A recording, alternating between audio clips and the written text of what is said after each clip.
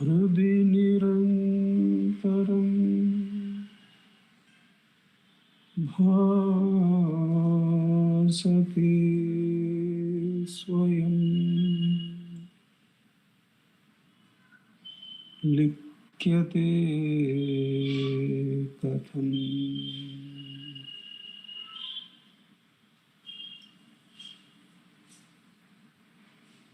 हृदयकुहरमध्ये केवलं ब्रह्ममात्रम् यहमहम् इति साक्षात् आत्मरूपेण भाति हृदि विषमनसा स्वं चिन्वता मज्जता वा पवनचलनरोधा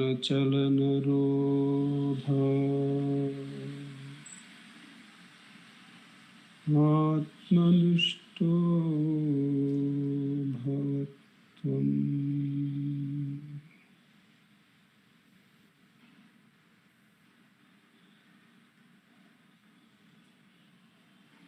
देहं मृण्मयवत् जडात्मकम् अहं बुद्धिर्न तस्यास्त्यतो नाहं तत्तत भावशुक्तिसमये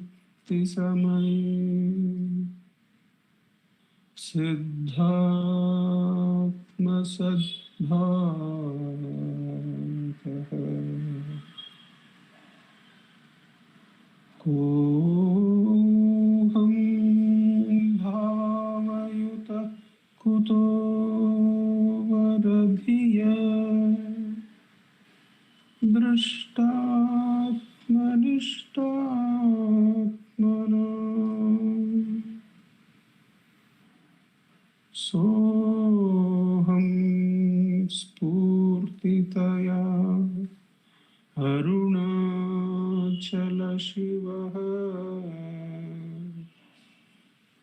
पूर्णो विभाति स्वयं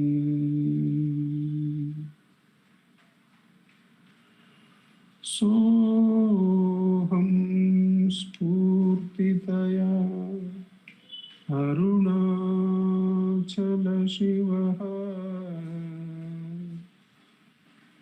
पूर्णो विभाति स्वयं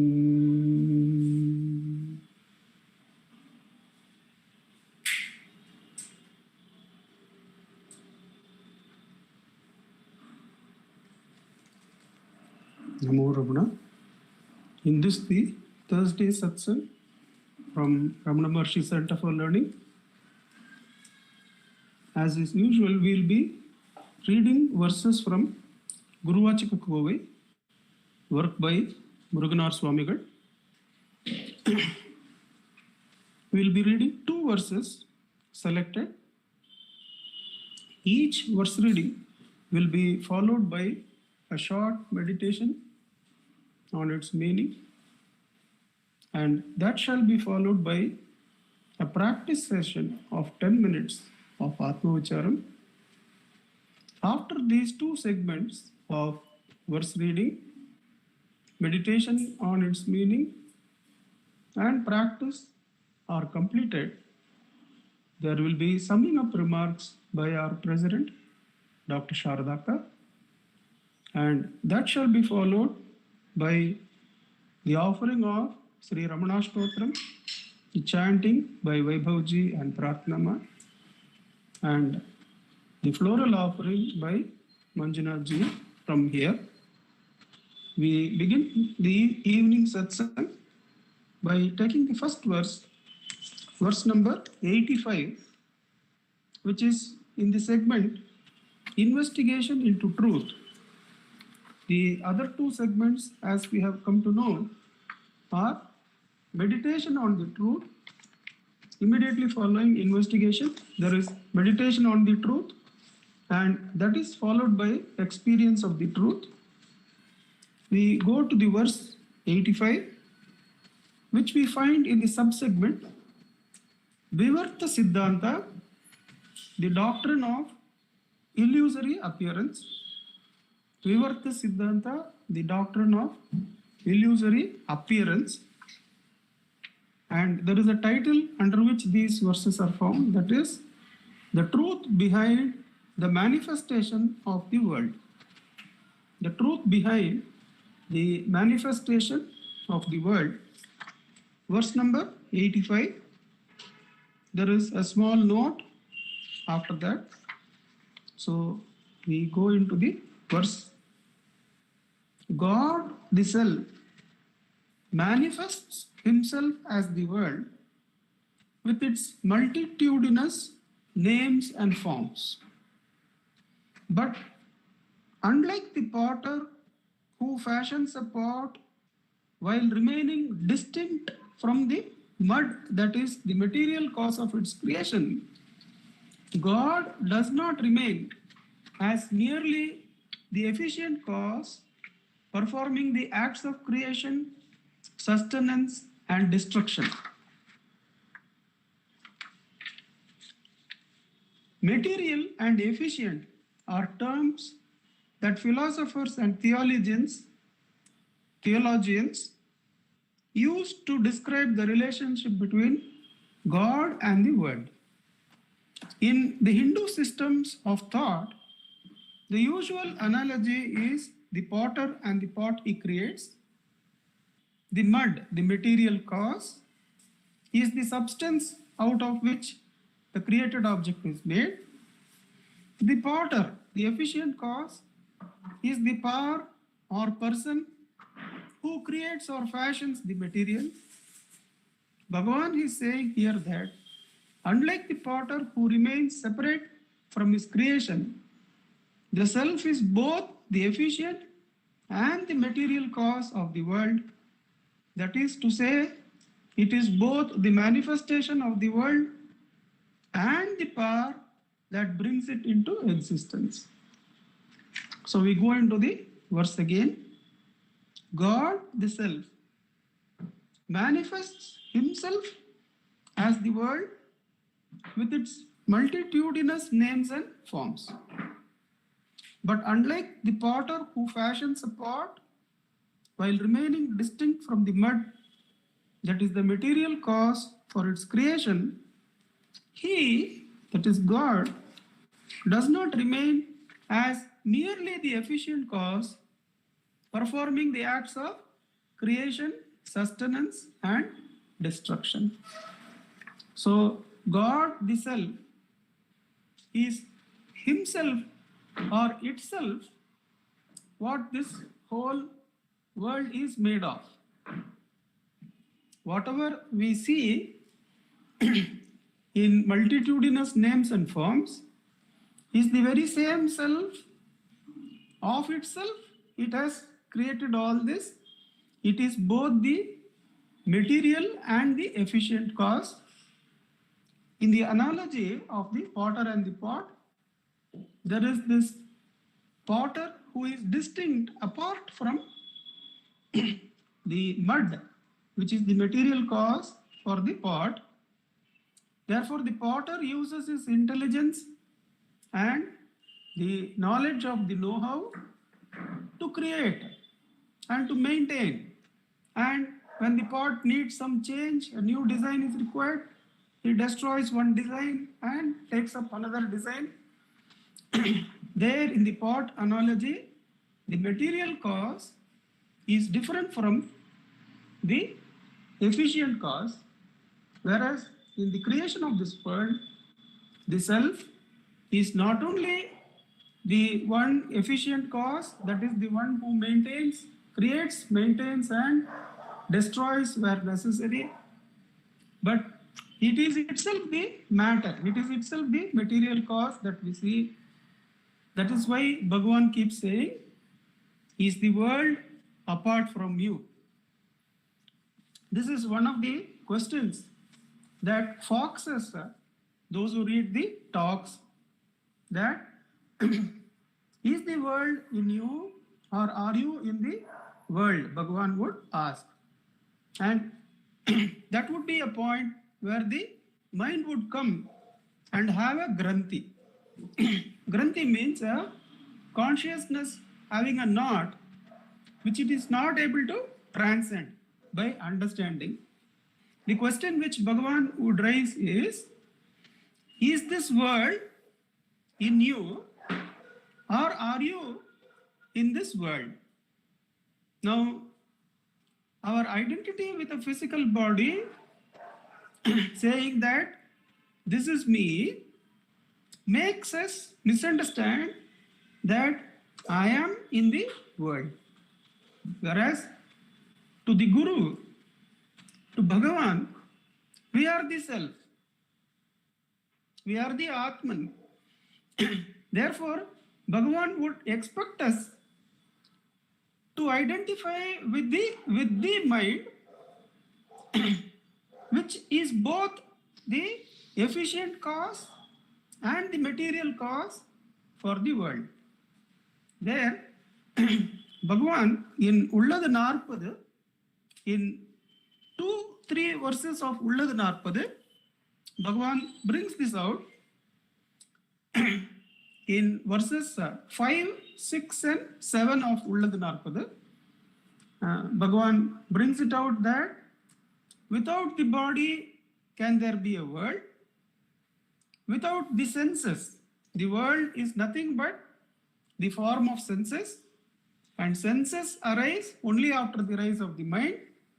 Therefore, this world that you see is nothing but made of mind stuff, made of thought stuff. Manomayam tat bhuvanam vadamaha. That means this whole world is in the mind. The material cause for the world is also the mind, and the efficient cause containing the knowledge and the structure and the necessity to change forms is also in the mind, which is contained in the Atman, which of course does not undergo any transformation, but which is said to manifest as the world. That's why in many situations Bhagavan would ask, are you in the world or is the world in you? He would expect us to identify with the mind, which is both the material cause and the efficient cause for the creation. What it does is it helps us to turn inward. If we understand that granthi, that the world is in us, that granthi being crossed helps us to turn inward in a very significant way.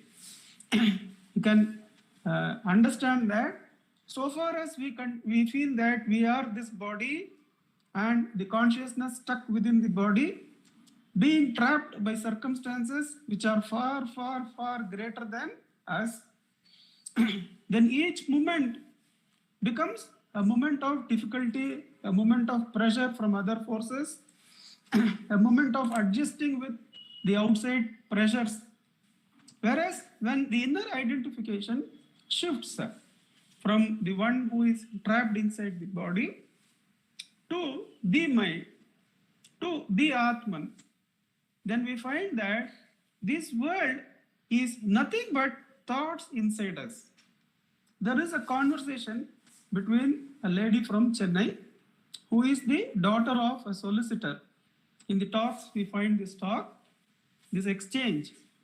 That lady asks of Bhagavan, why should I do self-inquiry? You ask us to do self-inquiry. Why should I do self-inquiry? Then Bhagavan will respond, yes, why should you do?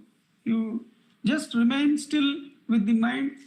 That is enough. If you are still in the mind, then if the mind is still, then you are really happy. You don't need self-inquiry, he says.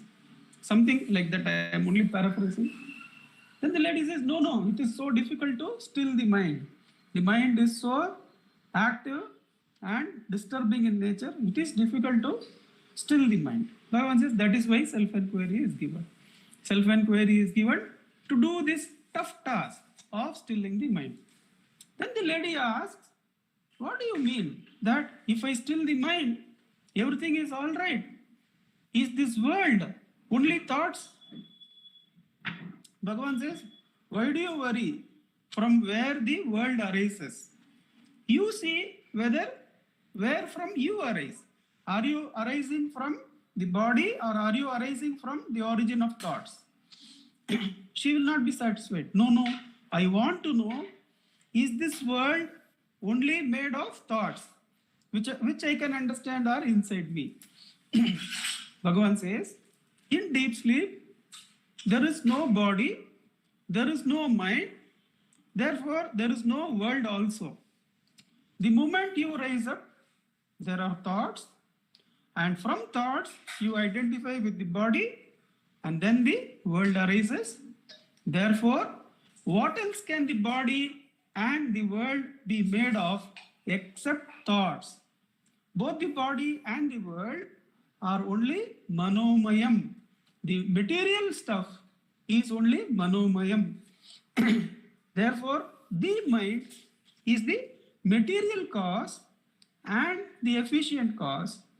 Now, both these have to subside in the source, the self, because the verse says it is the self which appears to have manifested.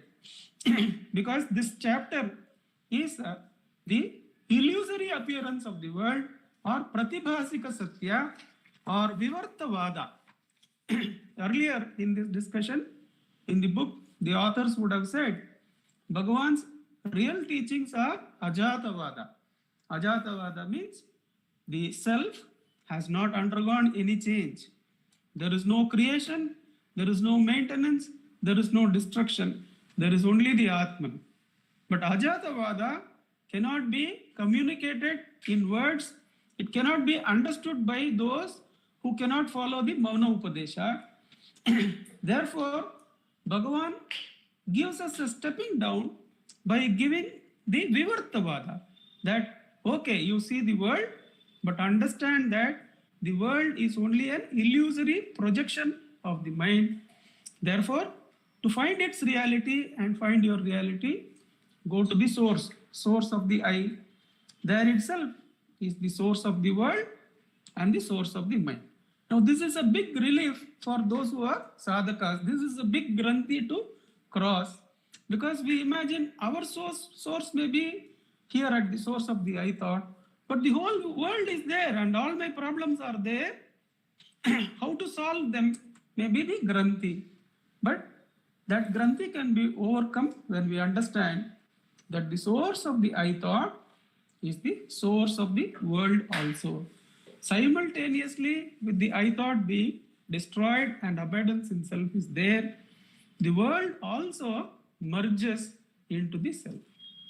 The simultaneous submergence of the I and the world is the submergence of all the three, the world, the individual, and God, into the self. Atma Ucharan is the direct method for reaching the source of this illusory appearance called the world, of which the material and efficient cause is the mind, of which the self is the cause. Atma Ucharan takes us to the self, from Manomayam to Atmamayam. The self alone is, when the self alone is realized, who am I has no use. Like the stick used to stir a funeral pyre, Bhagavan says, that stick also gets destroyed and has no more use, and self alone is. With Bhagavan's immense grace, let us sit in practice of Atma Ucharan for 10 minutes. Revatima, you will be able to help us out with the time. Thank you.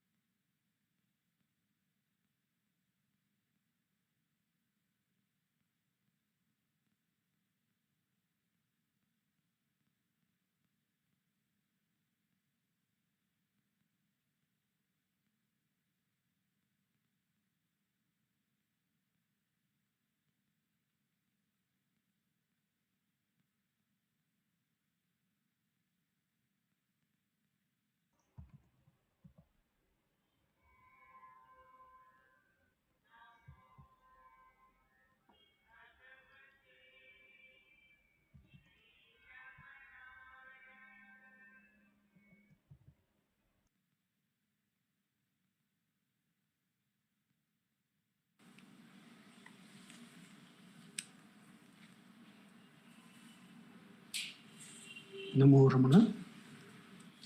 We go on to the second verse selected for us. Verse number 1106. 1106.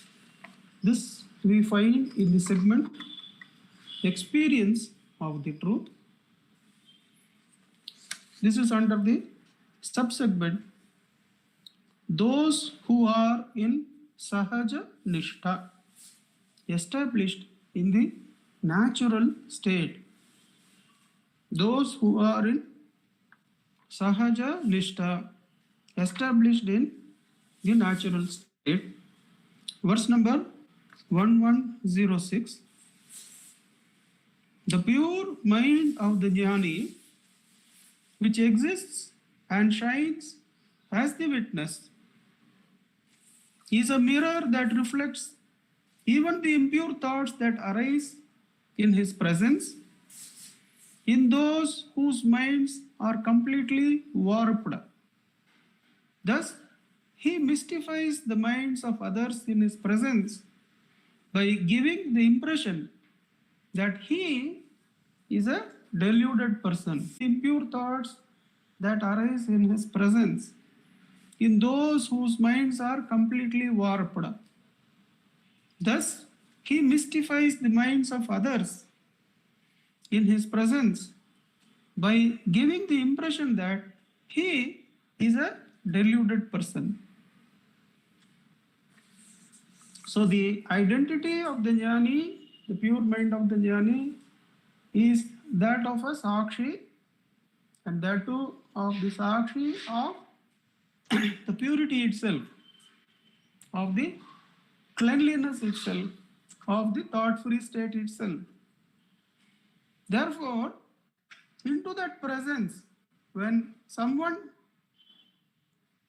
who is in the sadhana state comes, then those impure thoughts are also reflected in the mind of the jnani.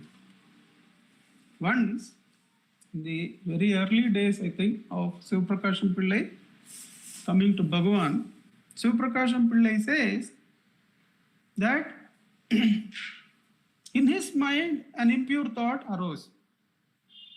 An impure thought arose in his mind. And Bhagavan did not directly point it out, but a dog had come with a piece of bone in his mouth into the place where they were.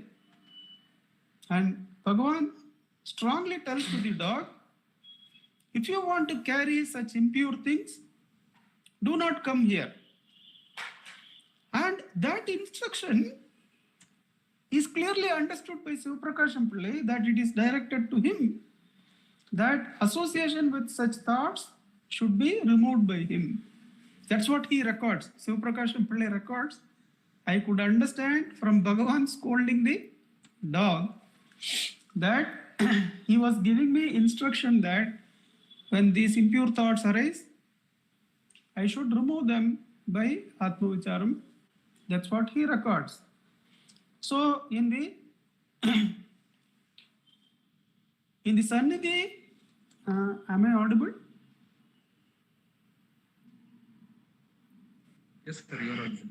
Okay. Yes, sir. Yes, sir. In the Sannidhi of the jnani, who is a sakshi, that too a sakshi of the source or the purity of the mind, the thoughts of those present are reflected as in a mirror. So Sivaprakasham Pillai not only understood the instruction, but he also understood that Bhagavan could feel his thought. Bhagavan could feel his thought. Not only just the jnani feel the thought, but he also understands that it is not his thought. Now, therefore, he is able to instruct.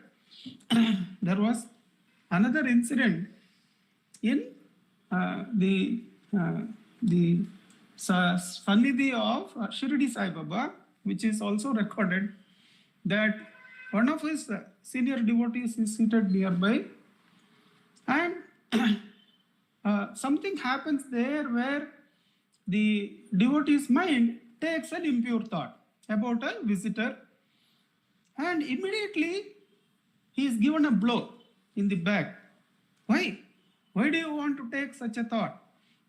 Like that.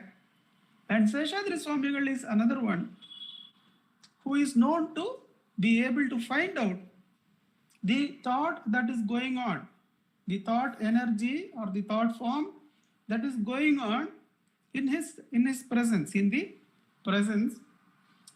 he had that ability because his own mind was completely witnessing the purity. Therefore, he could say that this is not my thought. There is no, the complete destruction of the mind is so clear to the jnani that this is not my thought, this is not a samskara that is there in me. Now, Seshadri Swamigal had that ability, and once in Mambarathu Guhai, I think, Mamarathu Guhai, there is a record of this incident by, I think, Vasudeva Shastrigal, that he comes near Bhagavan, but there are no thoughts to be reflected. In his mind, there is no thought that arises. And he asks Bhagavan, can't you think of Arunachala? Will he not give you mukti? He will give you mukti. Why don't you think of Arunachala at least? Then Bhagavan says, is there a Veda? Is there a gap? Is there a division between the worshipper and the worshipped? Is the worshipper a limited entity so that there can be a gap between the worshipper and the worshipped? Seshadri Swamigal says, yes, there cannot be any gap between the worshipper and the worshipped. However, for me, Arunachala is Arunachala, he says, and does namaskara to the hill and goes. So, now this should not be thought as a siddhi, because in sadhana, to try and discover the other person's thought become an obstruction to one's own journey. There, one should not go for such siddhis, but it happens naturally because the jnani is in sahaja samadhi. Sahaja samadhi means naturally resting in the source. The natural state of the jnani is to be abiding in the self. That clarity is there. Therefore, one of the things where he is able to help out the sadhaka is to remove this thought, sometimes by direct instruction, but most of the times by the very presence of the sannidhi itself, by the very presence of abidance in the spurana. That sannidhi itself, it erases many of the thoughts. That is reported by many of the devotees and seekers, that they would have come with a list of questions, and all the questions vanish once they come into the presence of Bhagavan. But we go into the verse again. The pure mind of the jnani, which exists and shines as the witness, is a mirror that reflects even the impure thoughts that arise in the presence of those whose minds are completely warped. Thus, he mystifies the minds of others in his presence by giving the impression that he is a deluded person. Now, when some jnani reflects their thoughts and tells to the those who are joined, then they may mistake that this thought has arisen in the jnani himself. Why is Bhagavan talking about this topic? Now, this verse is clearing to us that the jnani is only responding to the spoken or unspoken thoughts that are there in the in his sannidhi. When a devotee has a thought, most of the times Bhagavan responds in the talks as a response to those questions asked. But there are a few talks where Bhagavan is said to talk extempore on some issue by himself. Now there we can take that there is an indirect prayer, there is an indirect request of Bhagavan by one of those present, and many report that I had thought of asking Bhagavan this question, but somehow he took up that topic and he started talking on it, and it got resolved. And many a time, Bhagavan is said to look meaningfully at that person with whom the thought was there, as though asking, was your question answered? Like that. Therefore, if we take those thoughts which have come as a extempore or a source from Bhagavan, we should understand that there was an unasked question in one of the devotees, and it is not that the jnani had any desire to speak. That is more or less the direction in which the verse is going. This is the Anubhava segment about the jnani who is in Sahaja Sthiti, Sahaja Samadhi. Sahaja Samadhi means all the vasanas are wiped out, and one understands that one's nature is the Atman. One's nature is to be the self. Whatever may happen or not happen in any of the planes, none of them are identified with. Like the leaf that may be blown up in wind and settles down on the ground, the jnani, though he may rise up in response to situations,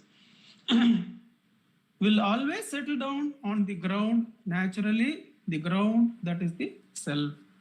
This is one of the ways in which the jnani helps. Bhagavan says many a time that self-realization is the greatest help by itself.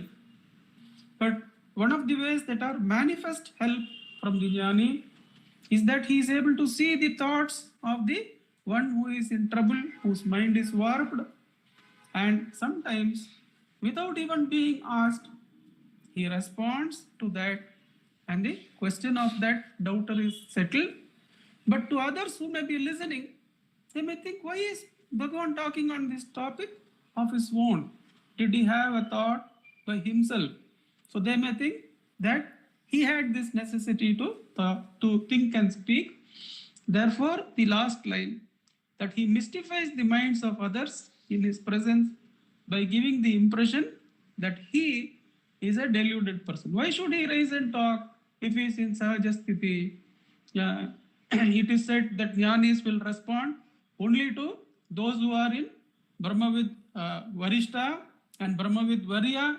They only respond to questions from devotees. Why is Bhagavan talking on his own?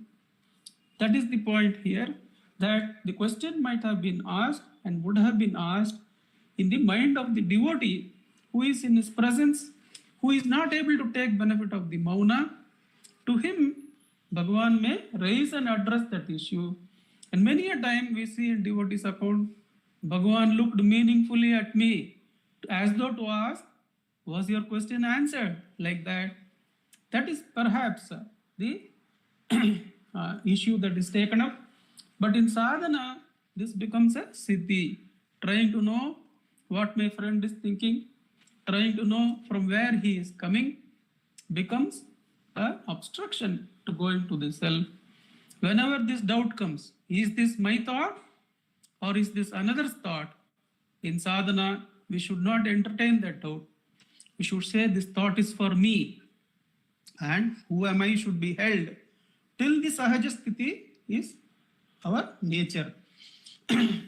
This division as I am now knowing Manjunath's thought should not be carried out in sadhana till the Sahajasthiti is done. Whatever thought arises in us, whether it is by influence of somebody or ourselves, it is our thought, it is our reaction. Therefore, we should say, this thought is for me. Who am I? Hold the who am I till all the vasanas are destroyed and the Sahajasthiti displays itself. Then automatically, whatever Bhagavan says in the Anubhava state, they are there, and they are there without effort. Till such time, one should diligently practice whatever thought arises in me is for me, and ask the question, for whom is this thought? To me, who am I? With Bhagavan's immense grace, let us stay with that practice till the Sahajasthiti reveals itself from within. Revatima, you'll set the time for us.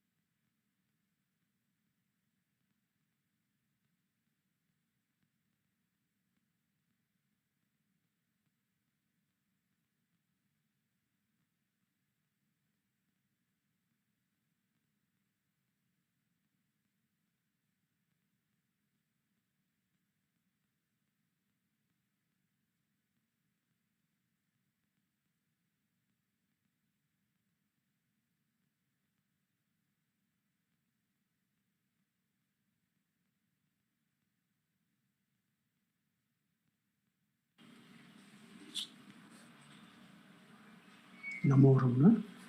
I request our President, Dr. Shardaka, to give us the summing of remarks. Namo Ramanaka.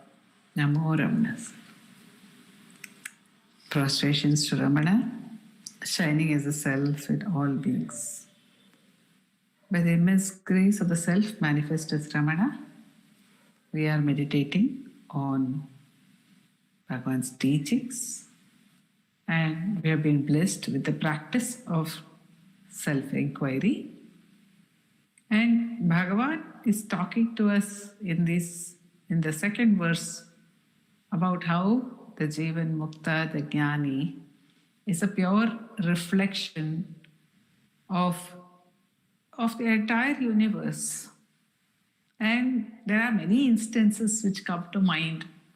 There is one instance, of course, where somebody did something wrong and came to Bhagavan's presence, just like the instance of Shiva Prakasham Pillai, which is narrated by Nandakumar ji. And Bhagavan did not say anything, but he said, some people think Swami does not go anywhere, Swami does not know anything. They do not realize that the moment they enter the hall, their mind is like an open book. So everything is a sarvajna, obviously.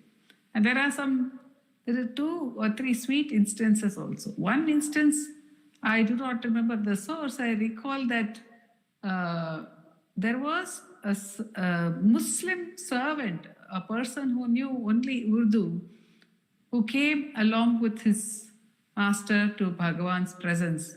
And after some time, after they left, he said he had had a full conversation in Urdu with Bhagavan. So the reflection is so pure of whatever is the need. The other 2 instances I remember are, one is of, there was the Premji, Dorab Premji, and his son, I think, his son is probably Dorab, I don't know. The Premji's son was there, he was a child, and he was there and he was served idlis and he did not want to eat them. The idlis were served for breakfast. And Bhagavan said, coat the idlis in sugar and ghee and give it to him and he would enjoy it. And that was the case, he enjoyed it. Another instance, this was narrated by Ganeshan Anna. Another instance which Ganeshan Anna narrated was about himself. He said when he was about 3 years old or something, he had a fascination. One day the foreigners would sit along with Bhagavan. There was a foreign Western lady who was sitting with a leaf plate in front of her, and Ganeshan Anna, as a child of some 3 years old or 4 years, he insisted on eating along with her from her leaf plate. Now, this was something which his aunts or others, the elder ladies, especially the kitchen ladies, who were very orthodox, could not countenance, and they were trying their best to dissuade him to get up from there, which he was refusing to do. He was absolutely adamant and he was sitting there. Then Bhagavan said, do one thing. He told them, don't worry, do one thing. Bring one leaf plate, another separate leaf plate, put it next to this leaf plate and bring one spoon. Bring a spoon and give it to Ganeshan along with that leaf plate and things served on the leaf plate.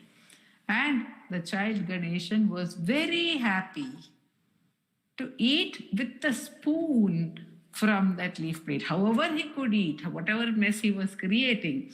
But his fascination for that Western lady's plate had been only for the fact that she was using the spoon. And Bhagavan knew it immediately. And he said, get him a spoon. So Bhagavan was absolutely at oneness with all beings. And then there are instances where monkeys would bring their babies to him. And devotees have asked, how is it that wild animals also allow you to fondle their young ones?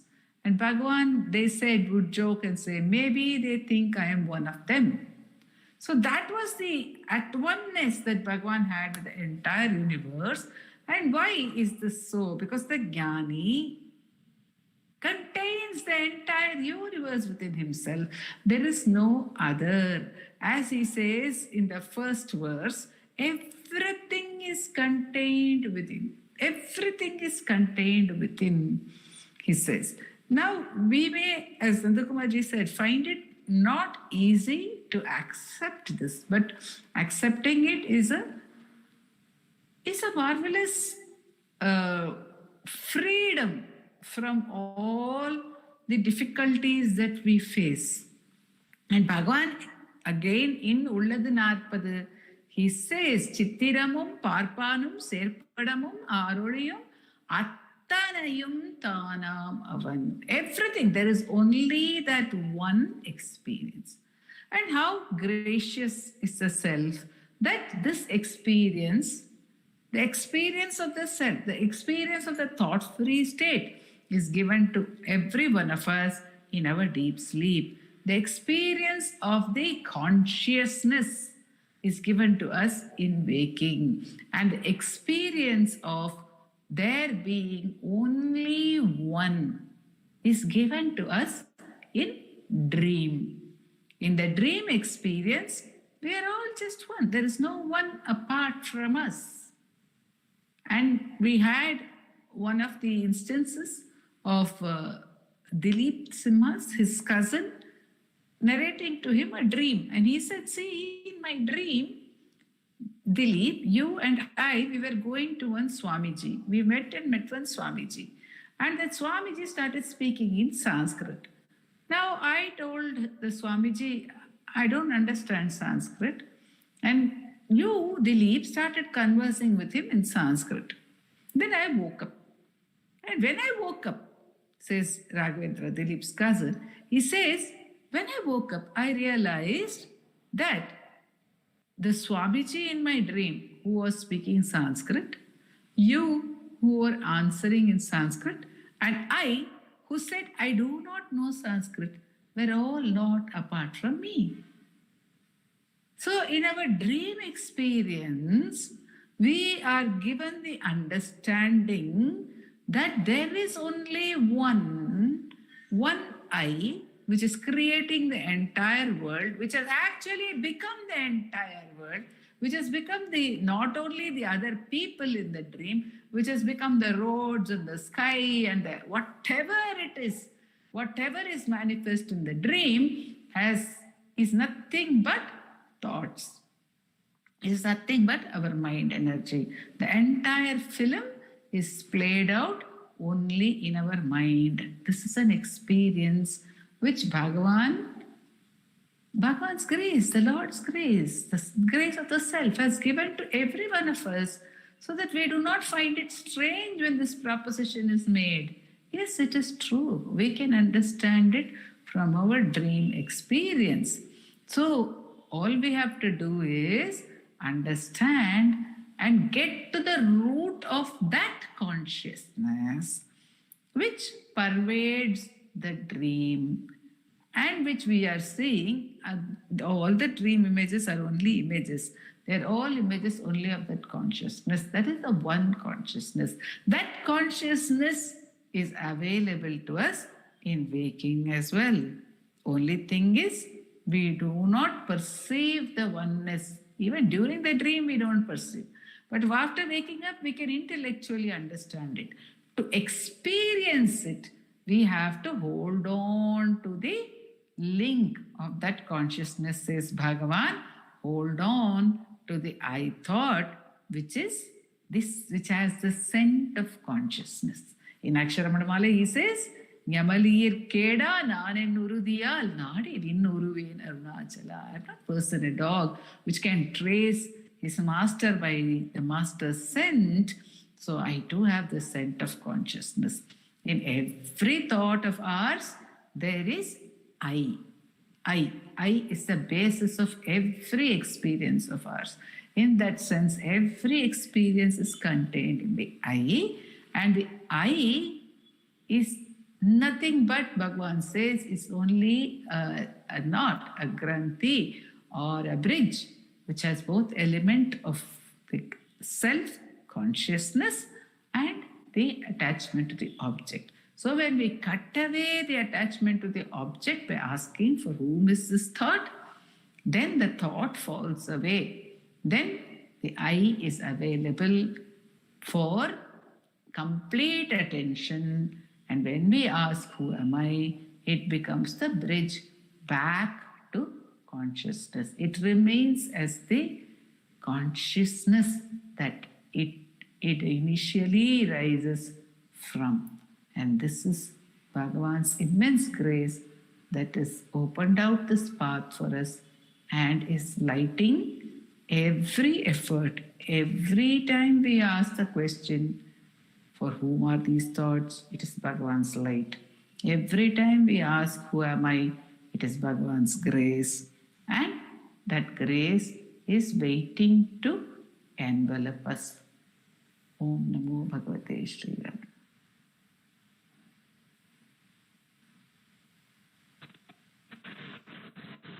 Namo Ramanaka.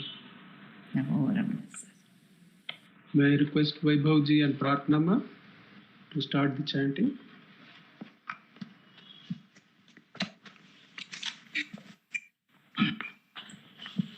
Namo Ramana.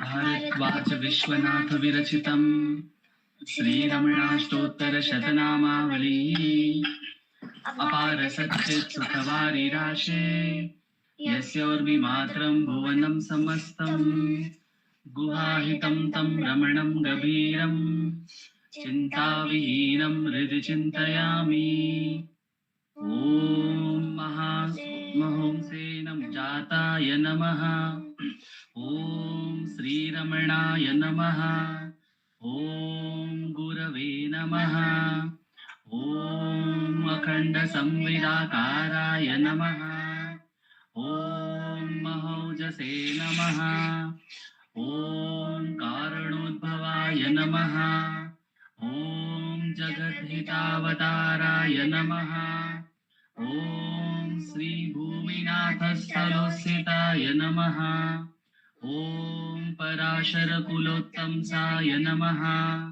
Om Sundararya-tapahphalaya Namaha Om Kamaniya Sucharitraya Namaha Om Sahayamba Sahayavate Namaha Om Shonachala Maholina Manasaya Namaha Om Swarnahastakaya Namaha Om Srimad Dvadashanta Mahastale Lapta Vidyodayaya Namaha Om Mahashakti Nipatena Prabuddhaya Namaha Om Paramartha Vide Namaha Om Tivraya Namaha Om Pitrupadanveshine Namaha Om Indumaulina Pitrumate Namaha Om Pituradeshata Shonashailam Praptaya Namaha Om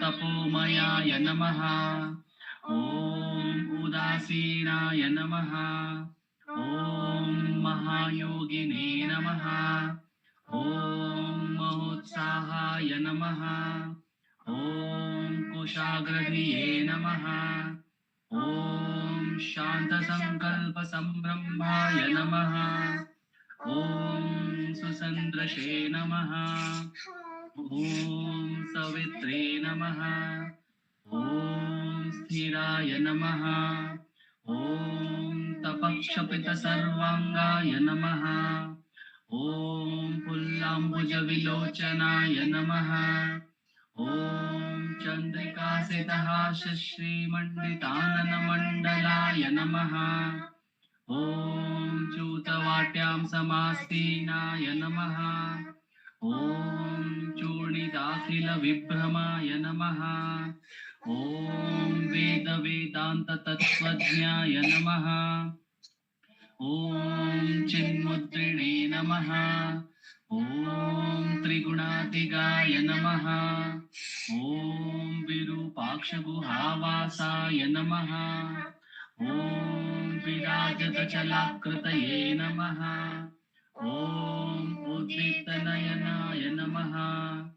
ॐ पूर्णाय नमः। ॐ रचिताचलताण्डवाय नमः। ॐ गम्भीराय नमः। ॐ परमाचार्याय नमः। ॐ सुप्रसन्नाय नमः। ॐ अभयप्रदाय नमः। ॐ दक्षिणास्य निभाय नमः। ॐ धीराय नमः। ॐ दक्षिणाभिमुखाय नमः। ॐ स्वराजे नमः। ॐ महर्षये नमः। ॐ भगवते नमः। ॐ ईड्याय नमः। ॐ भूमविद्याविशारदाय नमः। ॐ विमलाय नमः। ॐ दीर्घदर्शिने नमः। ॐ आप्ताय नमः। ॐ ऋजुमार्गप्रदर्शकाय नमः। ॐ समदृशे नमः। ॐ सत्यदृशे नमः। ॐ सत्याय नमः। ॐ प्रशान्ताय नमः। ॐ अमितविक्रमाय नमः। ॐ सुकुमाराय नमः।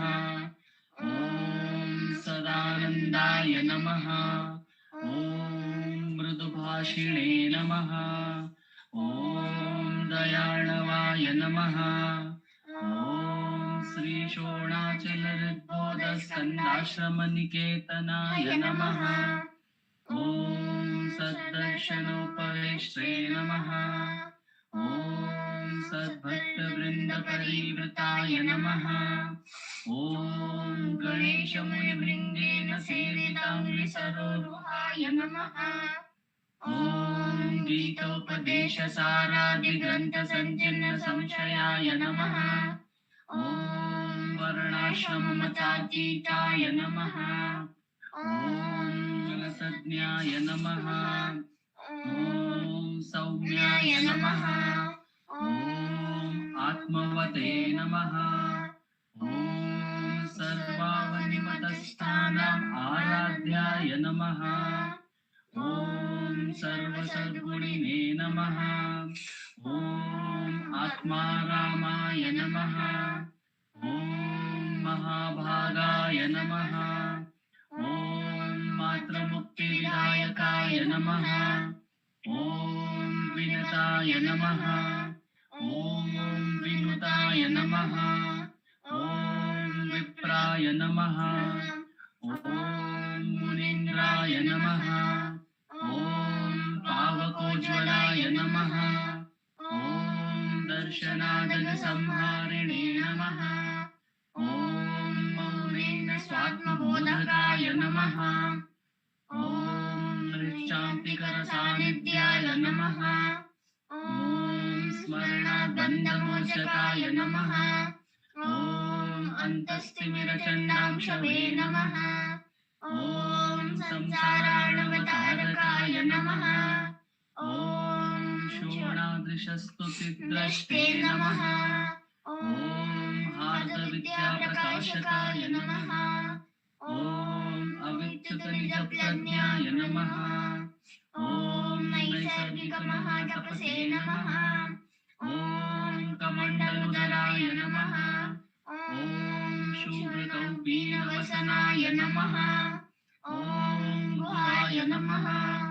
ॐ दण्डपाणये नमः। ॐ कृपापूर्णाय नमः। ॐ भवरोगविषवराय नमः। ॐ स्कन्दाय नमः। ॐ देवतमाय नमः। ॐ अमर्त्याय नमः। ॐ सेनान्ये नमः। ॐ पुरुषोत्तमाय नमः। ॐ श्रीरमण भगवते नमः। श्रीरमणाष्टोत्तरशतनाम पूजां समर्पयामि। यस्तानोररुणाचलस्य पदयोः स्मृत्याजनिं प्राप्यत दिव्यानुग्रह सुप्रवाहविवश सादात्म्यभावङ्गतः ऋन्निष्ठस्वगभीरनित्यतपसा लोकान् पुनासेकराट् तस्मै श्रीरमणाय ते नम इदं लोकोत्तरज्योतिषे ॐ नमो भगवते श्रीरमणाय।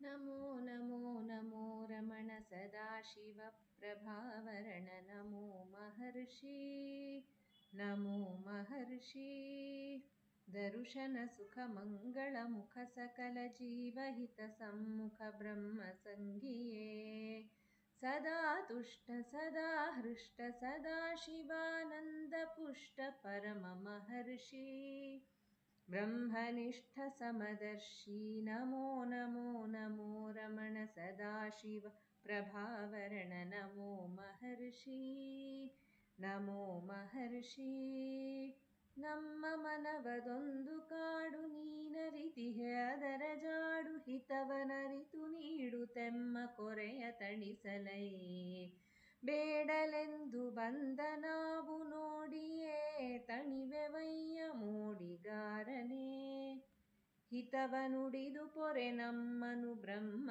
ಸಂಘಿಯೇ ನಮೋ ನಮೋ ನಮೋ ರಮಣ ಸದಾಶಿವ ಪ್ರಭಾವರಣ ನಮೋ ಮಹರ್ಷಿ ನಮೋ ಮಹರ್ಷಿ।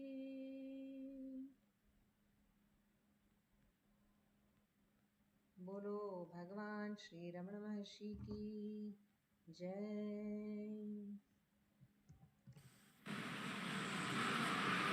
हमारा बड़ा